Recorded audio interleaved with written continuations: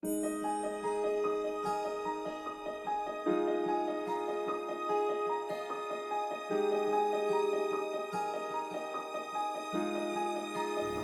segar diingatan kita tentang betapa panasnya konflik agraria di Pulau Rempang, Batam, baru-baru ini. 10.000-an warga Pulau Rempang yang tersebar di 16 kampung Melayu tua terancam tergusur dan terusir dari ruang hidupnya. Ruang hidup mereka diincar pebisnis rakun yang didukung rejim Jokowi yang pro investasi meskipun membuat rakyatnya sendiri mati. Namun, belum tuntas urusan Pulau Rempang, kini muncul gejolak baru. Kali ini kericuhan terjadi akibat demonstrasi yang digelar oleh ratusan penambang di kantor Bupati Pohuwato, Provinsi Gorontalo. Dalam aksi amuk massa tersebut, massa membakar kantor Bupati Pohuwato dan merusak fasilitas di perusahaan tambang emas milik Pani Gold Project.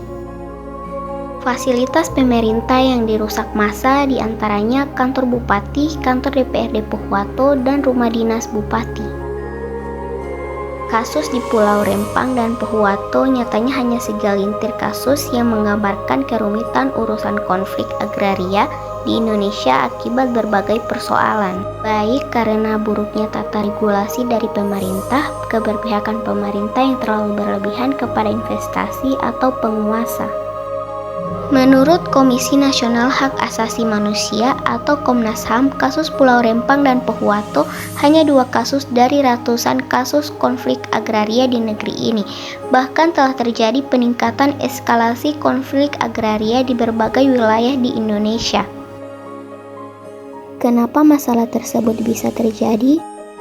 Jadi, baik dalam kasus konflik agraria pada umumnya maupun pada kasus Pulau Rempang dan Pohuwato, sangat jelas bahwa pertama, ada masalah kebijakan yang tidak sensitif dengan keberadaan dan keberlangsungan masyarakat setempat. Kedua, ada masalah koordinasi antar lembaga pemerintah. Ketiga, buruknya komunikasi antara pemerintah dan masyarakat setempat, antara pemerintah dan penguasa, dan antara penguasa dengan masyarakat setempat. Keempat, masalah yang nampaknya menjadi sebab awal dari semua simpang siur kebijakan pemerintah adalah adanya keberpihakan yang berlebihan dari pihak pemerintah kepada penguasa dan investor atas nama kepentingan pertumbuhan ekonomi nasional. Namun pemerintah tetap harus memiliki harga diri dalam mencari investasi di satu sisi dan harus menjadi garda terdepan dalam menjaga harga diri masyarakat setempat di sisi lain, bukan malah sebaliknya.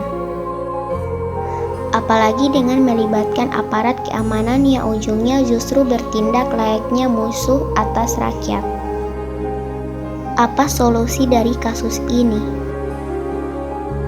Yaitu pemerintah tak hanya perlu memperbaiki komunikasi dengan mengutamakan musyawarah dan menghindari pendekatan koersif guna menyelesaikan sengketa yang terjadi di Pulau Rempang dan Pohuwato. Pemerintah juga didorong untuk mengutamakan kepentingan masyarakat dengan memastikan pemenuhan hak, pemberian afirmasi, serta fasilitas untuk kelompok lemah, dan selalu menyertai atau mengawal perjuangan rakyat untuk mendapatkan keadilan melalui cara-cara yang sesuai kaidah hukum dan konstitusi.